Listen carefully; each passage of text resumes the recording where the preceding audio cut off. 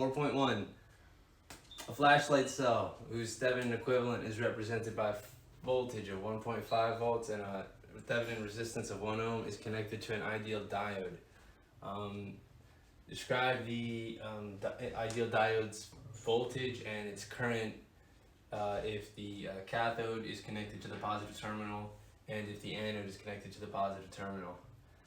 Alright, so the notation for an ideal diode shown like this is that the voltage drop of that ideal diode, we call it V sub D.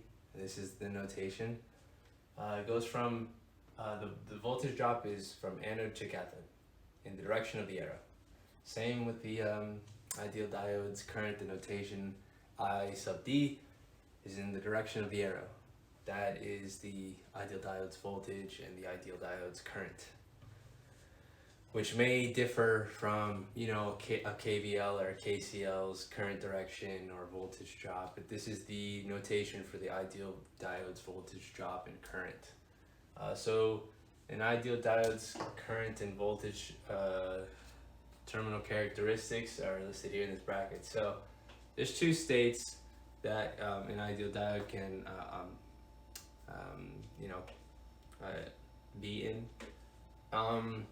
Based on like how it's assembled physically and stuff. So the two states are like so. Either the ideal diode's current going through it in the direction of the arrow, it's a positive current, okay? If it's a positive current going through the diode, the voltage drop across the diode will be equal to 0. That's like physically. Okay, if you read the textbook, you probably know that. Like, I don't mean to reword it. If you read the textbook though, you'll understand that. If you didn't, okay. So the current going through it will be positive, the voltage drop across it will be 0, and you could replace it symbolically with a short circuit because it's an ideal diode. It's a perfect, it's equivalently equal to a short circuit. And so here's me redrawing that, and that's the on state. Simple to follow, I hope. Hope I didn't lose you there. Here we go. The second state that the ideal diode can exist in is this off state. So in the off state, the ideal diode's current going through it in the direction of the arrow will be equal to 0, and the voltage drop across the diode, this VD from anode to cathode, that's going to be less than 0. And in that off state, so when the current's equal to 0, and the voltage drop across the ideal diode is less than 0, you can replace the symbol for the ideal diode with an open circuit if you'd like, and drawing that there. So the reasoning for these are like physical, symbolically this is how you draw the ideal diode, and if it's an ideal diode, it has two perfect states of on and off described by these current voltage characteristics. So the problem asks you to to analyze the interconnection of a Thevenin equivalent circuit for a AA flashlight cell, which is a 1.5 volts source and a 1 ohm resistor, and what happens when you connect the cathode to the positive terminal and the anode to the positive terminal. Okay, so here's what happens. Let's go with this one because this one's nicer. You can see that based on like how a diode works physically, it doesn't provide like an independent voltage source or a dependent voltage source or anything like that. It doesn't alter or introduce any sort of voltage or current. It really just either conducts current or like a short circuit or open circuits. Okay, so explicitly here stating that the ideal diode can only conduct current in the forward direction. This one that I've drawn in the direction of the arrow, it can't conduct current in the negative direction.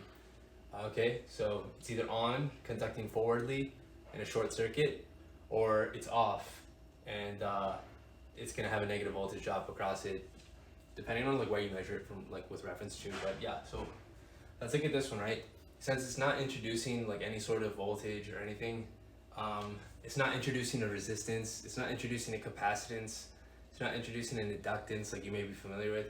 It's just a diode. You get a feel for it, where it may be either a short or an open circuit. Now, if you can think about it like that, you'll see that it's correct to approach the problem like so.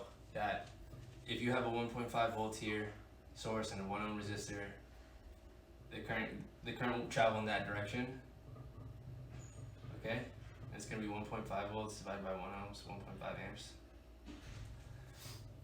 Okay, so then you can see if you have a 1.5 amp current going in that direction, that's going to be ID, right?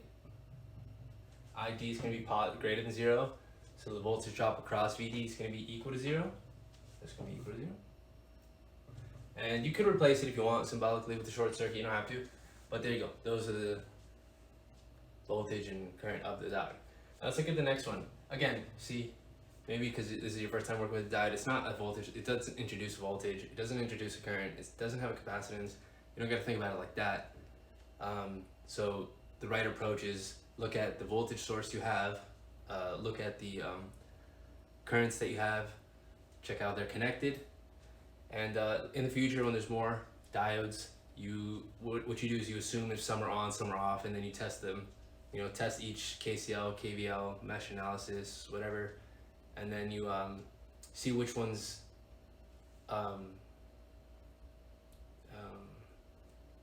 evaluate, you know, correctly or whatever. So, but just because this is the first one and I'm gonna do them all, we can just start by looking at this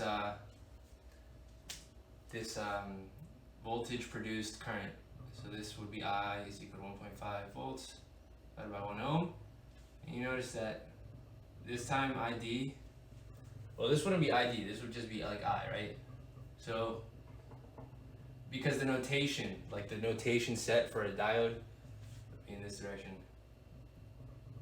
okay, just like that's the notation for the diode, right? So ID is going to be a negative 1.5 amps. And like I said, physically, you can't conduct a current in that direction.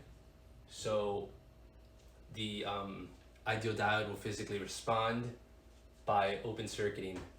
So this was going to turn into an open circuit. Okay, you're not going to get any current going through it. So you have ID is equal to 0. And now, if you imagine that this is an open circuit,